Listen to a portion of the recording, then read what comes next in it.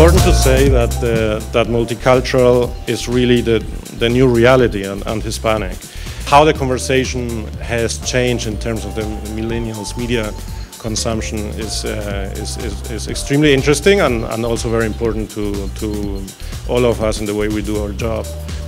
All right, Marcos, thank you so much. Really appreciate the invite. Very excited to be here at Portada 15. Thank you everybody for coming.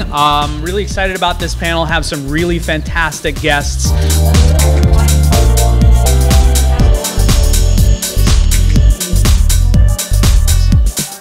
There is no doubt that the #1 sports property to reach Hispanic consumers in this country and really globally is the FIFA World Cup. You know, 80 million reach for the last World Cup in 2014, which is 30% growth over the World Cup before that. We segment differently based on your favorite team, or you know, what level of soccer you play, or what price point shoes you buy, or things like that. We certainly look at differences as well between first generation and second and third generation, and target our messages differently there as well.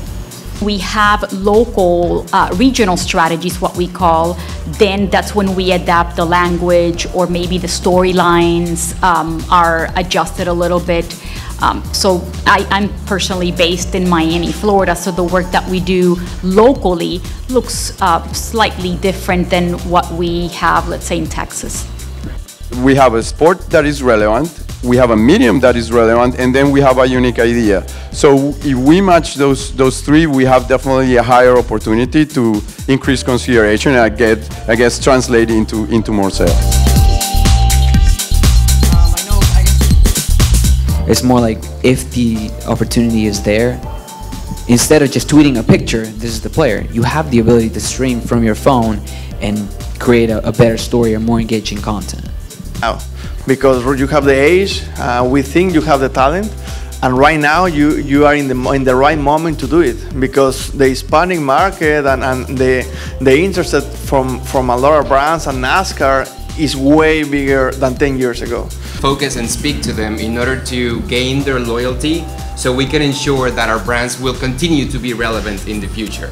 With media, with athletes. So, I mean, as somebody mentioned earlier, it's all about research. So it's very hard to sell or to convince an executive to invest on something if you don't have all the numbers to back it up. So it's always about the consumer insights. I mean, you have to understand what the brand's looking for. I mean, some brands, the consumer is looking for that aspirational figure, and that's where somebody like Daniel would be a good example. And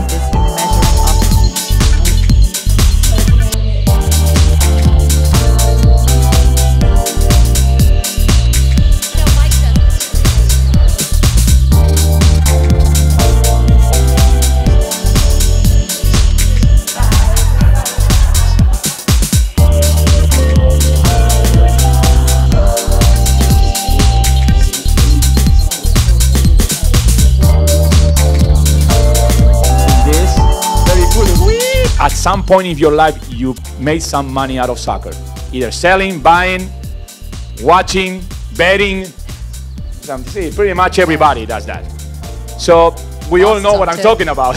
So, you know, holiday is one of those remarkable experiences, but at the same time, we have to make sure we maintain that everyday engagement.